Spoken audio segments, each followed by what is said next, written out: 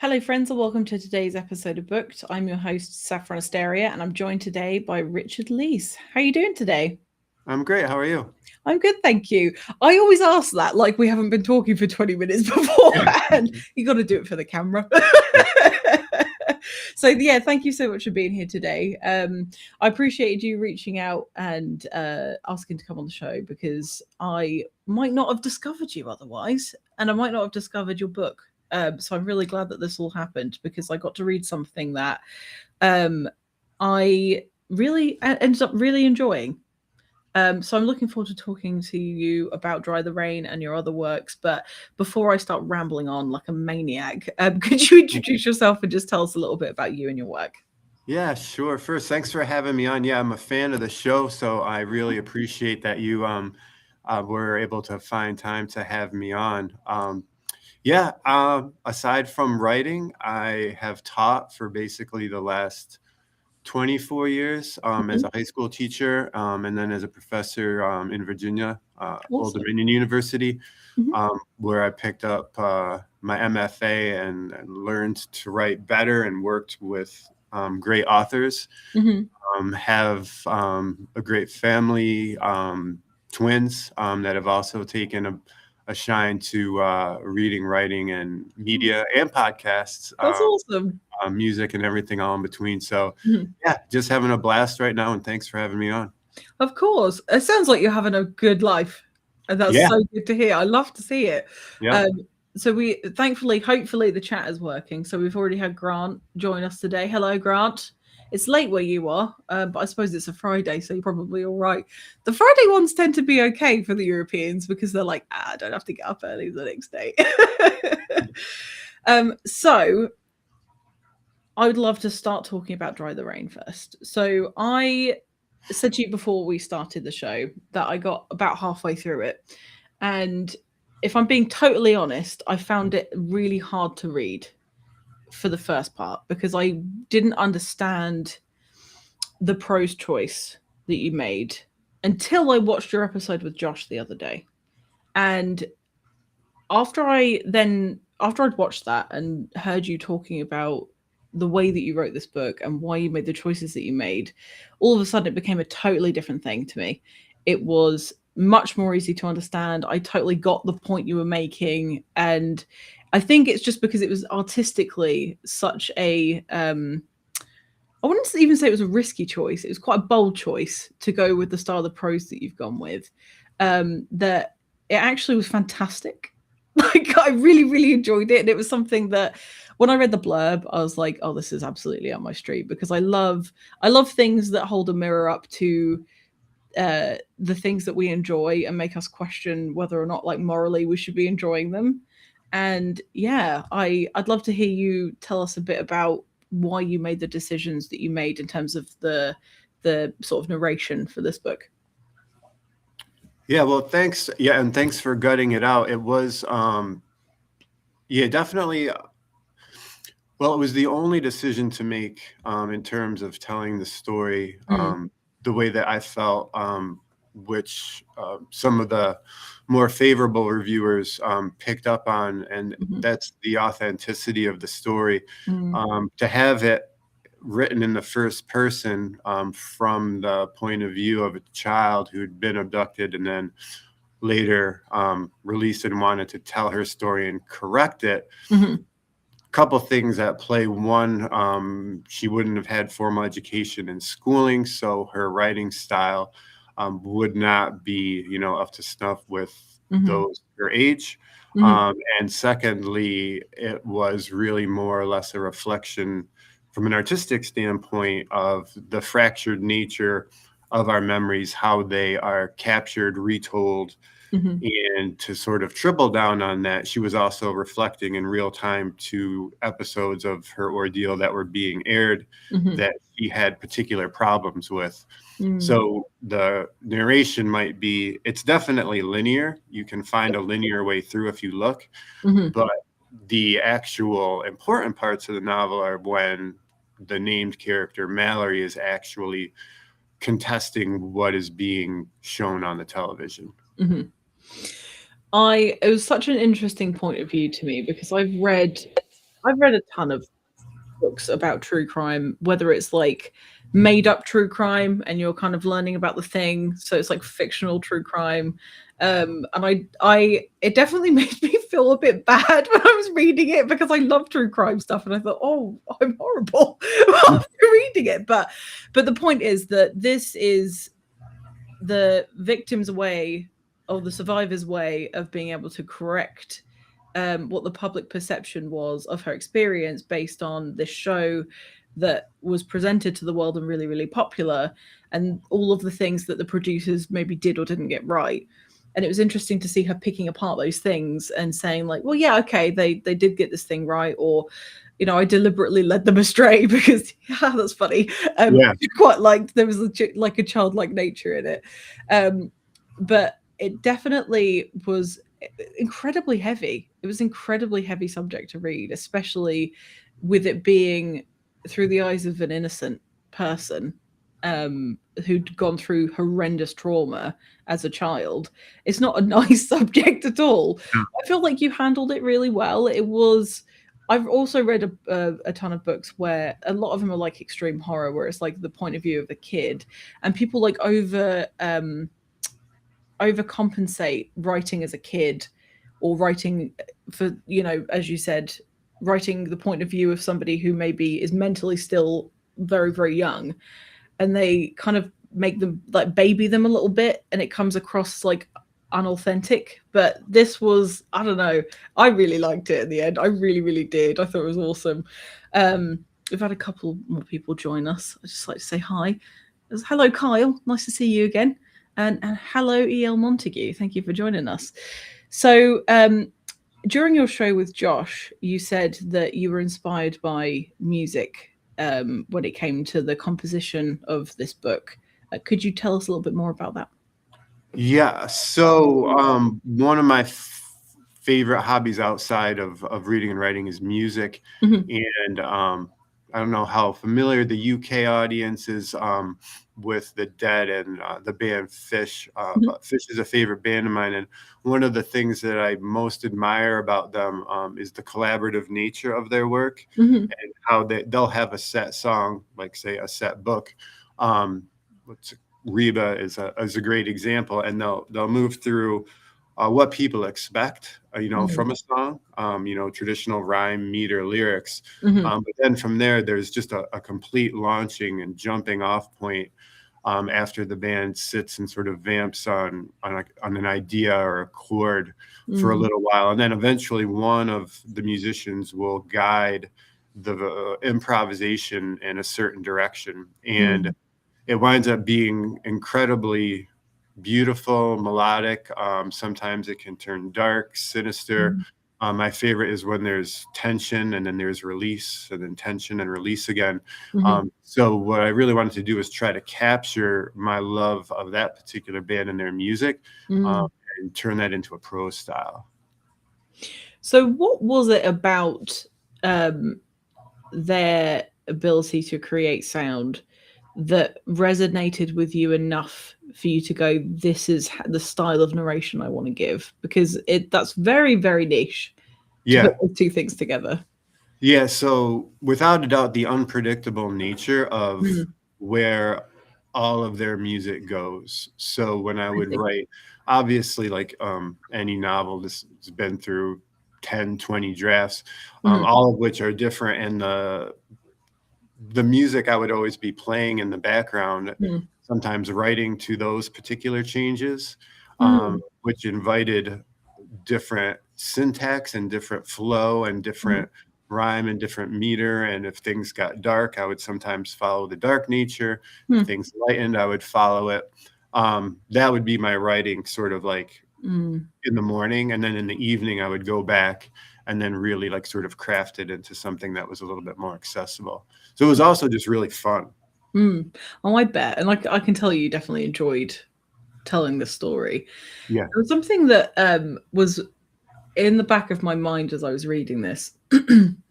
So Mallory's commentary on the content of this fictional documentary dramatization of her life and her trauma there were so many points that she had to make. Did you see if I can get this like as simple as possible because my brain's going, ugh. Did you like write what had happened in the fictional show before you figured out what she was going to have commentary on, or did it just sort of flow out of her as a character and you didn't worry about like stitching all together? Does that make sense? Yeah, totally. And it was the latter. So Mm, I knew the character, and I knew basically the premise that I wanted to take on thematically. mm, And from there, I was unconcerned with anything else other than making sure that I was being as respectful to survivors and readers as possible. mhm, But no, everything completely arose as I went mhm, through the different drafts and iterations, including what occurred to her. And I was really it took the better part of 5 years to write, and I wasn't 100% sure how mhm, she was going to be able to escape. mm, And again, even something like that just took a while. And mhm. one day I was taking a walk, and it just clicked right in my head. Oh, that's how it's going to happen. And I immediately scrambled home and jot down my first thoughts about that. That's cool. So, I mean, over that period of time, how from okay, let me start that question again. From the first sort of draft or first sort of conception of the idea to the finished book, how much did it actually change? Like, do they look kind of similar but one's more refined, or were they just completely different presentations? Completely different presentations. So Interesting. I was lucky enough. So I started when I was in Virginia, and then I moved back to New York. Mhm. And a couple of my favorite, really, really successful novelists looked at a handful of chapters for me while I was down there, Mm. and gave me some feedback. I came back, and with my agent, we had it with a couple of different publishers, and because of the unique nature of it, they weren't quite sure whether they were going to Mm. take it on or not, but they were really cool and gave me a lot of feedback. That's awesome. And then finally, I got an offer from John Duffy over at Picket Fire Press, Mhm. and he had just incredible vision for the novel, and also helped me to shape it and move things in a different. Because I was just so immersed in Mallory and my story, For he sure, was yeah. able to point out a whole bunch of um, different ways to make it a little bit more clear for the Mm. reader. And I think we wound up gutting something like 30 or 40,000 words that, Wow. yeah, that I have saved somewhere else. I don't know if I'll be able to do anything with them, but definitely made the main narrative much more Mm. linear and accessible for the reader. So I can't thank all those people enough. That's so nice. It's so helpful when you've got people around you that are able to like step away from the thing and then see it kind of like laid out clearly. So in that moment before you got the feedback to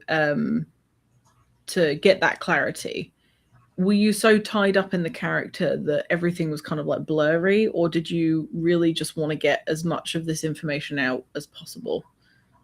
So there's a combination of two things. Mm. A whole bunch of research on true crime, Mhm. to make it, because I don't have anything against true crime. Just I'm Mhm. just really busy, so I haven't really seen too much of it other than vicariously, Yeah. in a sense, and then when it's on in the background, Mhm. and then the character Mallory. So it was writing through her, just basically nonstop, whatever I thought she would think about, and then Mhm. checking myself with what I thought was accurate and making sure to maintain verisimilitude throughout. Mm. So what started this whole thing off? Like what, because this is such a, as I said earlier, like such a dark, like really depressing in a good way. When I say when I feel deep feelings about books, it's because they were good. Because this was such a depressing subject, because it Yeah. really is. What started this whole thing off for you that you wanted to spend 5 years of your life sucked into that world? Yeah. So I mean, no offense to this whatsoever to the person that's involved, because they've heard about it once before and they Mhm. were offended, and I don't mean anything by it, but Can't wait for someone this. Yeah. Well, someone that I was with, because everything here in the States, everybody just streams everything. Mhm. Yeah. And so they were streaming true crime, and whatever show it is, we'll just call it 48 hours, but it was something different. Mhm. Um, After watching an episode for a couple of minutes, they stopped it and clicked and went to another episode. And then they stopped it and clicked and went to another episode, Mm. and then finally settled upon one that they enjoyed. And I just couldn't get out of my mind the stories that they passed over. Um, Mm. and the fact that those were all similar and that they were all true crime and there were all these horrid things that had happened to people, but a person elected to watch whatever version number 4 Mhm. because that seemed more appealing. So the Mm. concept of people's just unimaginable misery becoming somebody's entertainment or pastime Mhm. struck me as, I want to keep my opinion out of it, just struck me as something that's really interesting to pursue. Yeah. No, I can see why you tiptoed around that a little bit, and that's totally Yeah. fine. But so from my perspective, as somebody who enjoys having true crime in the background as relaxing sounds, I don't know why. I love chaos, and then I can concentrate. So I have to have like 2 or 3 different sounds going on at the same time for me to be able to concentrate on the thing I'm doing. And true crime is one of those things that I enjoy because it has these like the way that they compose a lot of the music or the soundtrack for them. They're very much like stressful things happening, now it's really sad, and I like that rhythm in my background. But I will pass by ones that sound boring, Right. and it never occurred to me actually to think about why that was a bit problematic, because it is. But I'm not gonna like feel bad for liking the things that I like. But Exactly. what I find interesting, and I did bring this up before we started, and it's something actually that E.R. Montague noticed on Google AI, is that women are basically like the main target audience for things like true crime, documentaries, podcasts, things like that. And I do think is a lot of the time it's because the majority of the victims or the survivors, usually victims from the ones that I tend to watch because they're usually like serial killer ones, they're usually women. That's the Mhm. majority of the relatability. So when you're watching something like that, it's extra weird because it's one of those fears that you have in the back of your mind when you're walking to your car in the dark and you've got your keys in your knuckles and all that sort of stuff. And I've never had a problem, but you're always told that there's going to be something, and then you'll hear about somebody in the news that kind of looks like you and it freaks you out. And so watching these things and watching the whole situation get resolved is fascinating to watch, because you then weirdly imagine yourself as the victim, which is selfish and a bit strange. But if you're always being told you're next, or you're the target audience for a murderer or whatever, you can't help but sort of put yourself into the shoes of that victim or that person that has survived a horrible, horrible crime. And so seeing that thing come to a resolution has a satisfaction to it, especially if the killer or the kidnapper or whatever is caught. And that's one of the reasons why I like watching them, is the justice part of stuff. Sure. So yeah, I was going to have a point. It's gone. I found it again. So I referenced before the start of this show an article from Psychology Today by Dr. Scott Bonn. I wrote him. I wrote down his name, and my handwriting's so bad I thought his surname was Bum, and I needed to say Bum. But his observation was that women like to consume true crime because it's a type of catharsis for them. And I just wondered what your take on that was. Yeah. So first of all, thank you for like your description of what it's like to be a woman who has to worry about those specific concerns in a way that I don't. I totally appreciate that, and I'll come around to your question in a moment. And thanks to the commenter for bringing up that information as well. So part of the research led me exactly to what it is that you had referenced, and the statistic put forth before. And in my real life conversations with some of the women in my life, they were just like, well, you're going to have to be careful especially when you talk about this, because you have no idea what it's like to be a woman and to go through this and why it is that we like these shows. Mm-hmm. And I have no idea what it's like to be a woman and have those fears. Mm-hmm. And I have no idea what it's like to be a woman and why it is that those shows are enjoyable. Mm. My greater point was whether it be male or female, Mm. that if we have a dialogue about why it is that we're consuming these shows, Mm. that's a healthy and a good thing. It's not a Cool. judgmental thing, and it like Yeah. enlightens me, and it might enlighten other males to think differently. Because again, I can't speak for females. And like you, there was another point that I was going to make.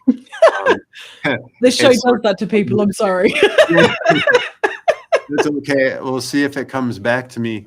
But yeah, it was more like I think when I was speaking to some individuals, primarily female, who had read the book, were just like totally cool with the book, but they were just like, well, when you go out and do some speaking engagements about it, just be mindful of what it is that you're saying. And I totally appreciate that. And yeah, ultimately my goal is to get the hands in as many readers as possible and for them to carry on the dialogue.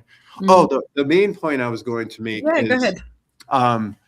I've seen, and again, as a writer trying to keep my opinion out of this, I've seen from like the beginning shows like This American Life, where again the host actually never revealed his face, and all that you got was the story, and it had those wonderful swings of music and thematic tone and content, like you had mentioned. Yeah. And I loved it for like a couple of years, and then when the true crime and podcast world exploded, I noticed that there was a shift in a lot of the true crime, because I did a ton of research watching and listening to podcasts. Yeah, sure. Where I saw, I'm not going to give my opinion, a shift from how the content was delivered, becoming more about the hosts than the actual crimes themselves. And you can give a whole bunch of money to charity and you can do X, Y, or Z, and that's fine. I'm not making judgment whatsoever.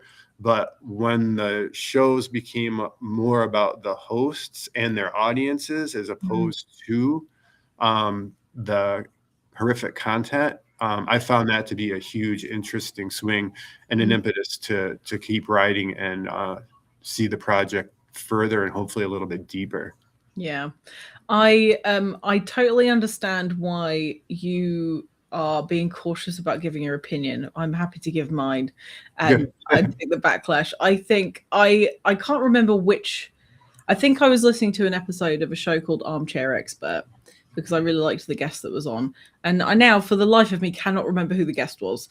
But something that they brought up was that this sort of true crime podcast situation, or when people have people on as guests, the victims or survivors or however they choose to sort of present themselves, they don't get paid to do this. They basically share all of their horrible like secrets and their thoughts and their feelings, their vulnerabilities, and then that gets monetized.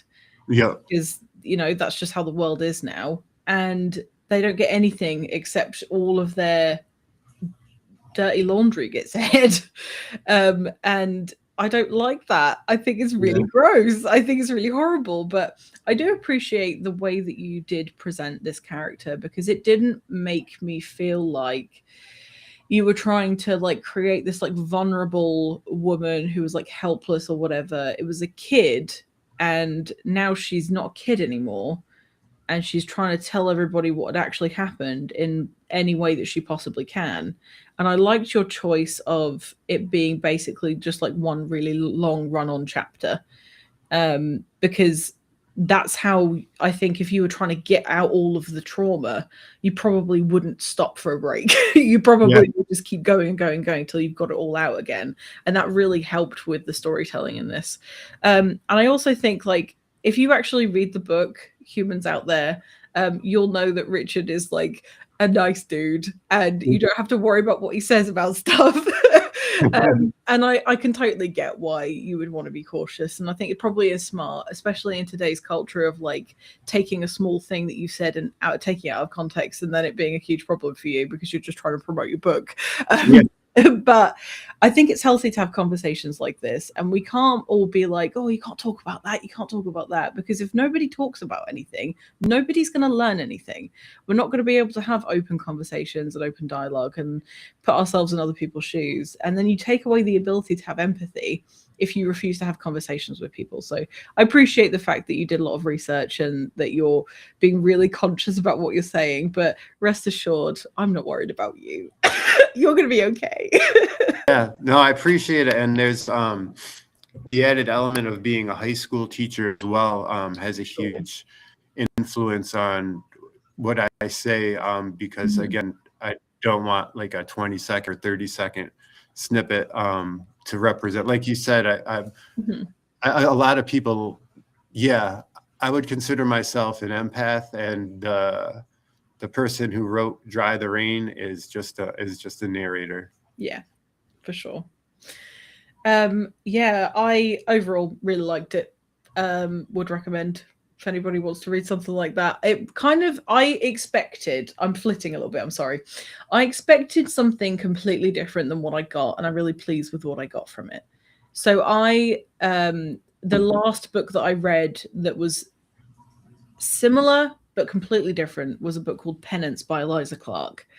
And that was a hold the mirror up at true crime fans, but from the perspective of a journalist that had gone around to all of the victims' family and friends and everyone that had been traumatized by the incident, and then absolutely screwed everything up.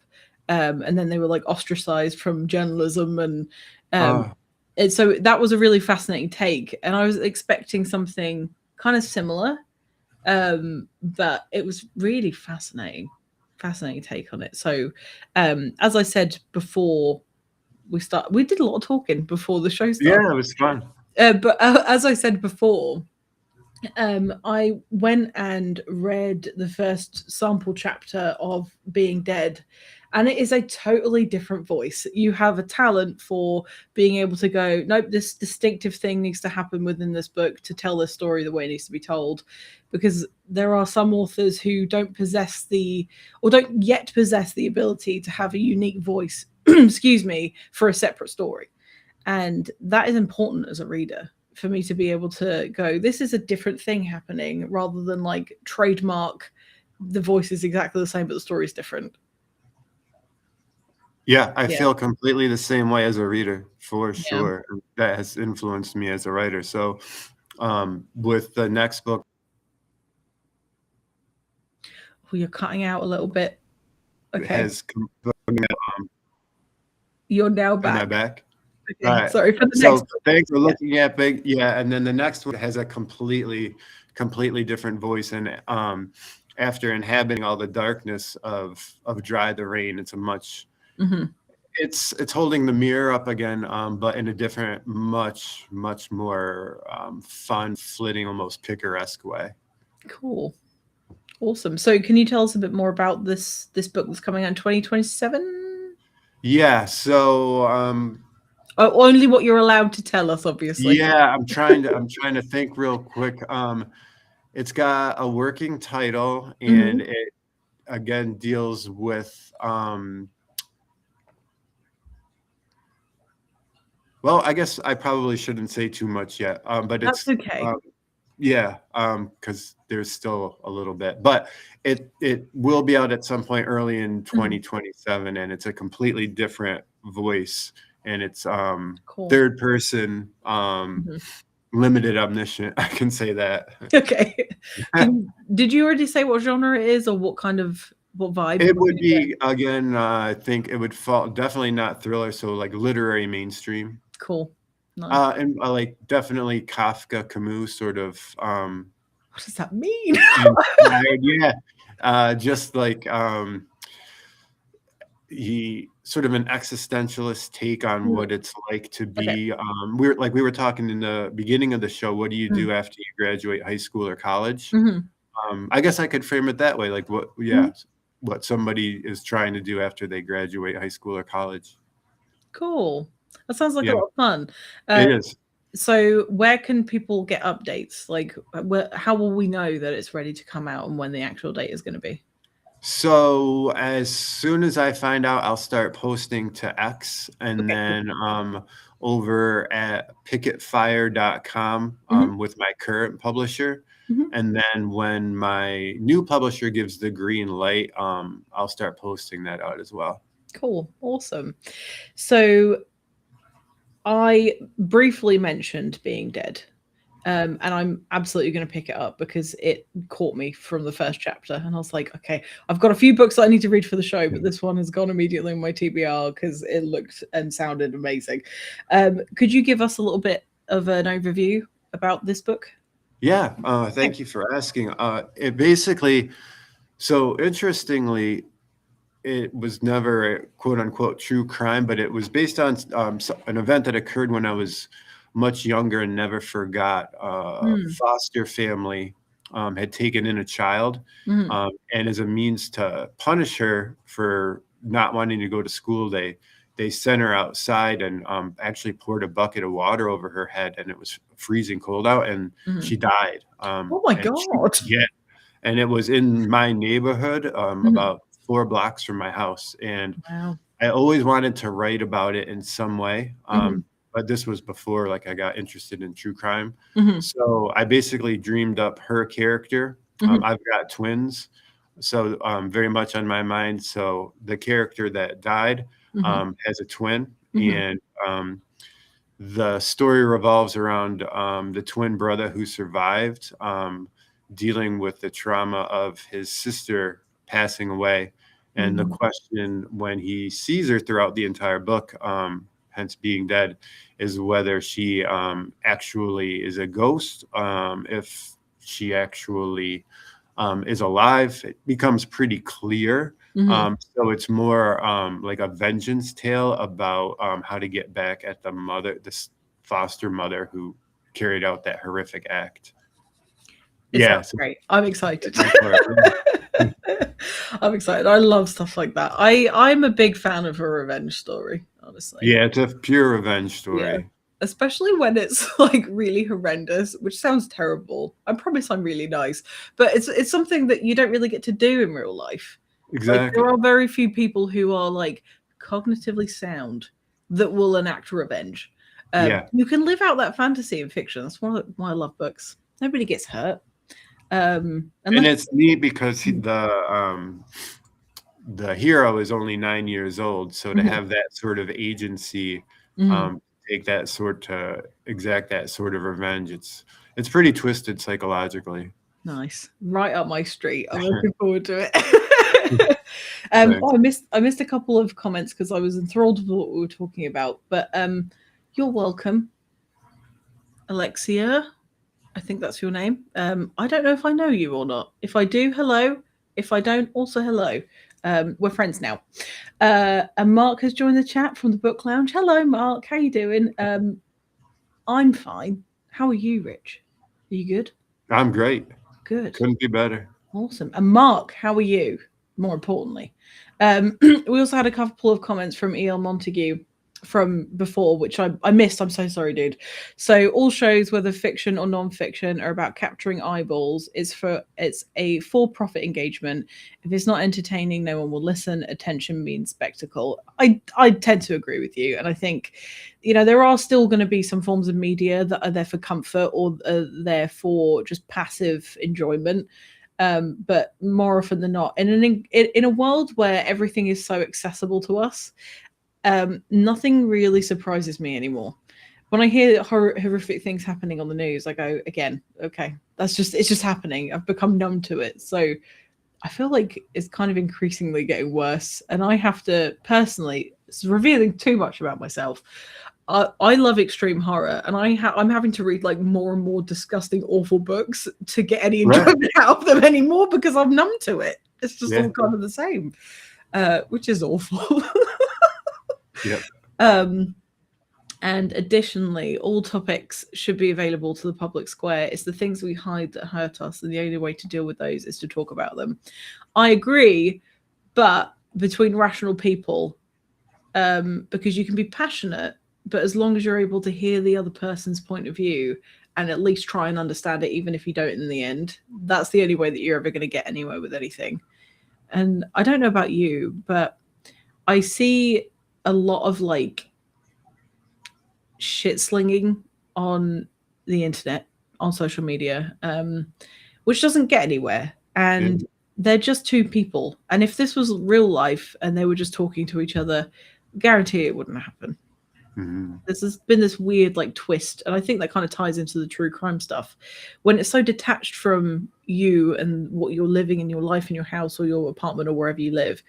um it's always going to be fictional to you, even if it actually happened. Like these are like things that don't really have any consequences, and you can still enjoy them because they're easily accessible. um and then things escalate, and then you have to consume more and more of the stuff.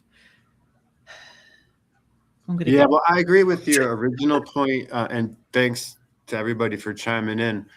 Yeah, if we don't talk, we're not going to get anywhere. Mhm. But like to your point, it has to be an actual open Mhm. dialogue where you're willing to receive the other person's point. Mhm. I personally, I receive the other person. I'm much more interested in what somebody else has to say. I already know how I think, and Mm. there's nothing that I like more than having my mind changed or persuaded by somebody that I admire and who Mm. actually makes salient points based on research. Mm. Um, or at least what comes across as sound and cogent and logic and reasonable, as opposed to the mudslinging that you mentioned. Because Yeah. yeah, like I try to make the internet as curate it as much as I possibly can. I use all of the different tools that are out there. Mm. I used to think it was soft to do that, but it just escalated too much. So that I use all the tools, and yeah, if there's just voices or you know, hesitate to even say people, handles, or avatars that I just recognize, I just block them, Yeah. move on. Yeah. I mute them because they find out that you've blocked them, and all of a Yeah, sudden that's a problem. Or I just my new thing, and I urge everybody, if you're watching this now and you use social media, yeah, if you adopt this rule, you'll get a lot of your life back and you'll be happier. When I look at Twitter, I'm going to call it that for now. When I look at Twitter and I'm scrolling, it doesn't take very long. I'm scrolling and I go, that annoyed me. Close the app, put my phone down. I don't even continue. that's I even scroll better. past it, I close it down. That's enough. And then if it keeps happening in a day, I go, that's enough for today. And I delete the app off my phone. And then I just leave it until the next day because I can't. I've got too much going on. We've Yeah, all got too much going on. Don't feed into the monster, because that's how all the billionaires are making their money. We're just like pissing each other off and being horrible to each other, and they go on top of their gold coin piles, and we're all down here going, how much eggs? Like, so try and do that. The next time you see somebody saying something horrible, just close the app. It's yeah. Life out here is too good. right. Be bothered by what's happening on the screen. I agree. I agree. Yeah. Anyway, that was a weird tangent to go off on, but I stand by what I said. Yeah, yeah, it's a good piece of advice. Yeah. I think it's good if you have the ability to do stuff like that. But I know it's very easy for me to say because I've got other stuff in my life going on. But it must be very difficult for people that are lonely or people that don't have access to that much human contact. That sometimes is people's lifeline. Yeah, And that kind of makes it a bit more sad because they should have a nice place to be. I wish there was a way of having like the nice social media and then like the weird um gladiator ring that yeah, is Twitter. And then if you don't want any of that, you can just go over here and everyone's being lovely to each other. But that won't work. yeah, It and won't for like 3 days, and then it will become like a porn site again. yeah, and like not even just like your lonely people, but Mm. so many of the students that I teach, like they grew up with cell phones and social media in their hands, Mm. and this year I don't know what it's like in the UK, but this Mm. year in New York State they banned cell phones in all of our public schools, and Oh wow. from September Hmm. to wherever we are now, Hmm. a complete 180 in the versus the past 10 years that I've taught, that everyone is so much more pleasant, Oh. face-to-face conversations in the cafeteria instead of looking at their screens, Hmm. study halls, kids are reading books again, or we're allowed to play Amazing. board games. It's just completely revolutionized. Hmm. So maybe a happy medium, if the mudslinging doesn't join you, instead of 12 hours a day, it's Hmm. being cut back for our younger people to 2, and I've seen such a huge difference already. That's really cool. Let's Yeah, hope. Yeah. every state should adopt it. Like, I think most teachers would probably rally around that. Well, Yeah. too much of my opinion. Sorry.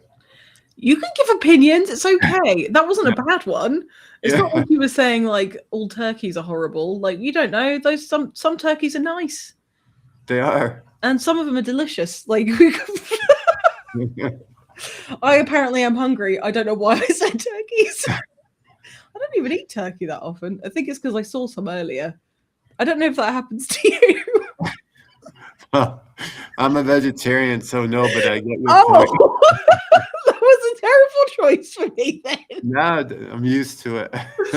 Okay, what is your Um, favorite protein as a vegetarian? I'm curious because I'm trying to um, mix up my weeknight dinners. yeah, I hope there's protein in hummus. I'm a There kind of better be. I'm a terrible vegetarian. So yeah, that and some soy, I think, I love tofu. or tofu. That's what I meant. Yeah, It's made of soy. yeah. I love tofu. So yeah, I think that's protein. Yeah, it's got protein in it. Yeah, so I'm Cool. good. Nice. Yep. Um, yeah, because I live in Texas, so there's meat everywhere, Yeah. and it's all massive, ridiculously huge, and I got a bit sick of it, to be honest, because it's everywhere. So I was like, let me get some plants in my life because vegetables are expensive in this country. Yeah. Out of That's control. ridiculous. Uh, Yeah. Just well, I don't get it. anyone tuning in now, I bet you didn't expect that. Oh my goodness gracious me. I'm just checking the chat for a second. This is true. Okay, I'm sure there are plenty of people who only have the void to talk to. The challenge with not knowing who you're speaking with is that sometimes it's the devils who answer your call. Or if you're not a spiritual person, arseholes. Sometimes it's just horrible people. Yes, I agree. And it's I don't know. It's a funny old world. I did a talk. It hasn't gone live yet. I did a talk for a writers conference, and one of the things that I talk about is how you conduct yourself on social media and why that as a marketing technique isn't particularly reliable unless you create like a really good sort of network of people. Um, when you're thinking about marketing your work, whether it's this book or your previous book or the future book, do you have a strategy in mind for marketing? Like, how do you, as a writer, get your books in front of people?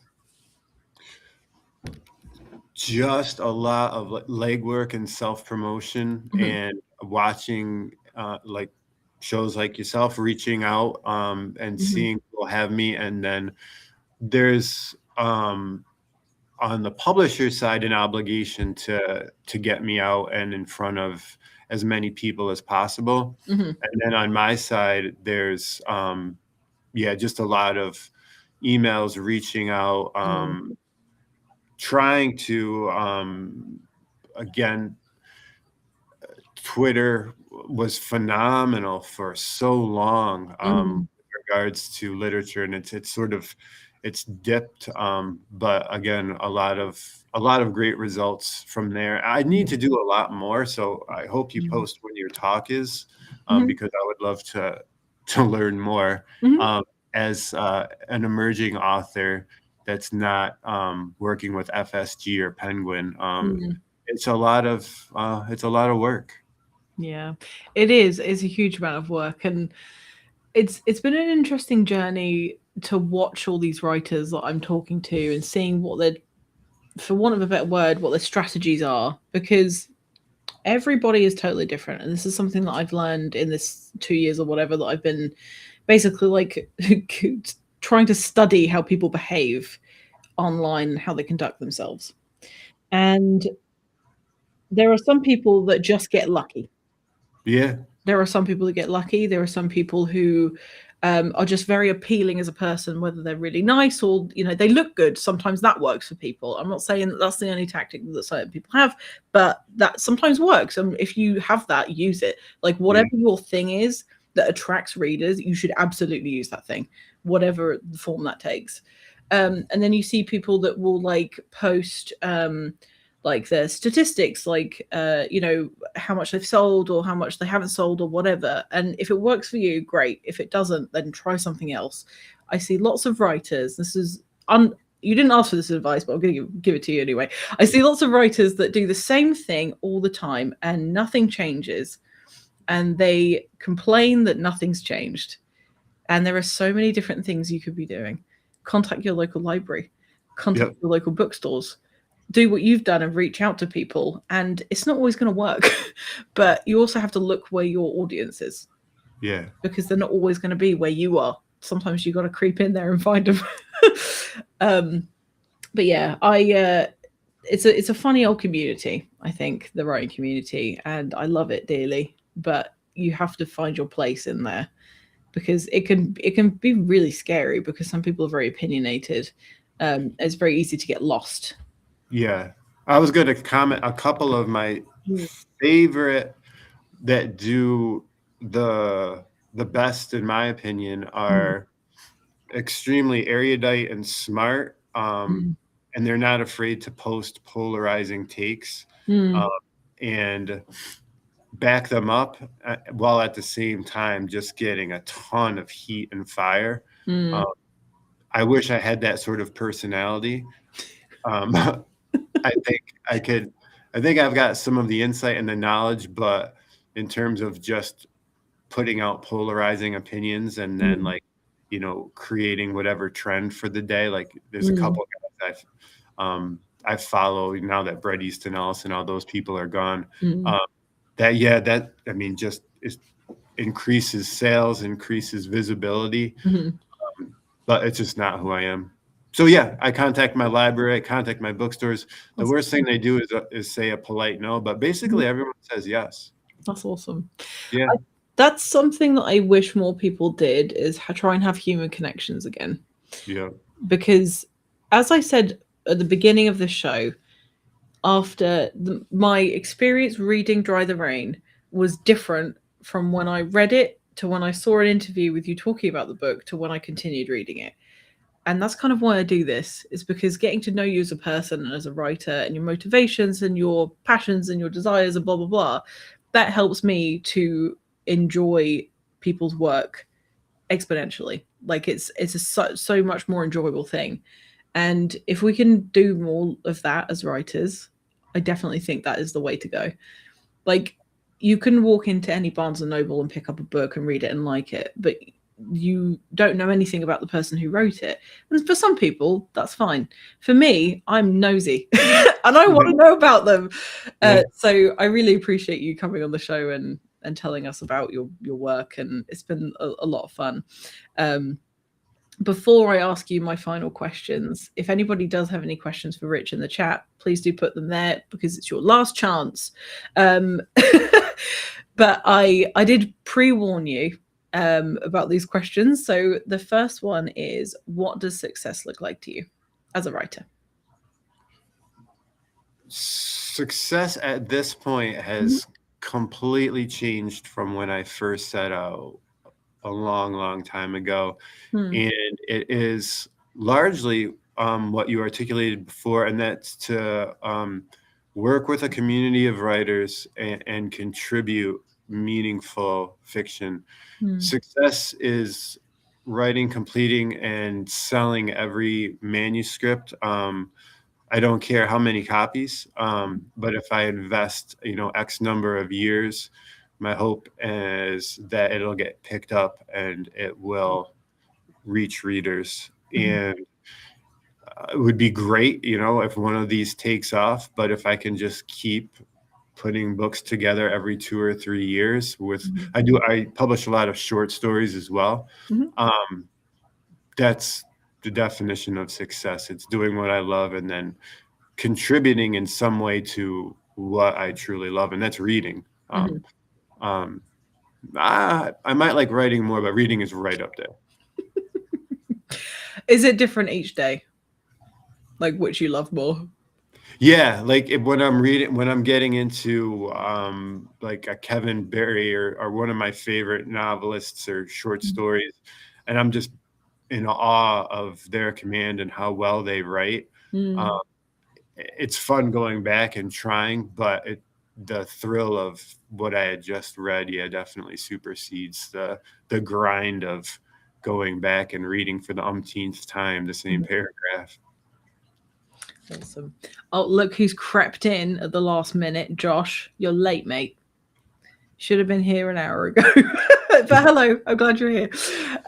So the last question that I ask people, and before I ask it actually, when did you start writing in a way that you wanted to share with people? Like what kind of age were you? So I was encouraged to read and write at a very young age. Mhm. And in 6th grade here in the States, it's different in the Mhm. UK. Yeah. In our 6th grade, there was a writing competition, and I took it really, really seriously. Oh, And from that point forward, I knew that I wanted to write and teach. that's cool. Yeah. So if you could go back to young Rich back all those years ago and give him one piece of advice, what would you give? Don't drink while you're writing.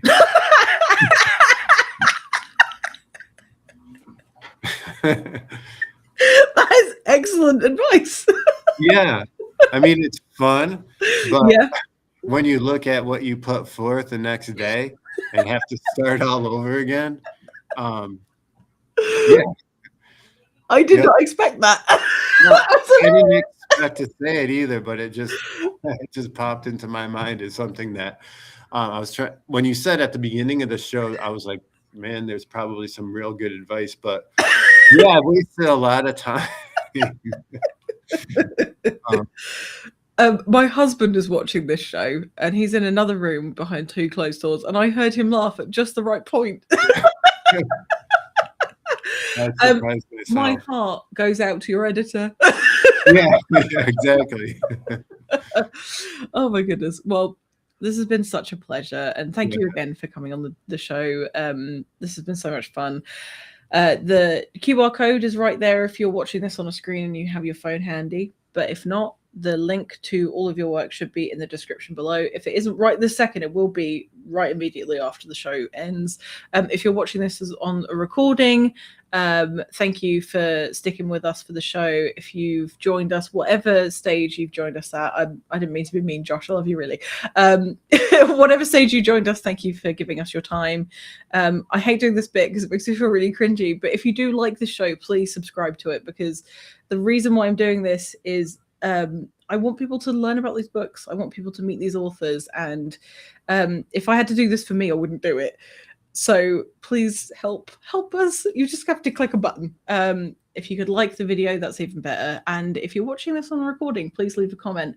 A nice one though, don't be mean. I can't take mean people. Anyway, I'm going to wave and say goodbye, and I'm going to put the outro on, and I will see you on the other side, so don't go anywhere. Goodbye. Thanks again.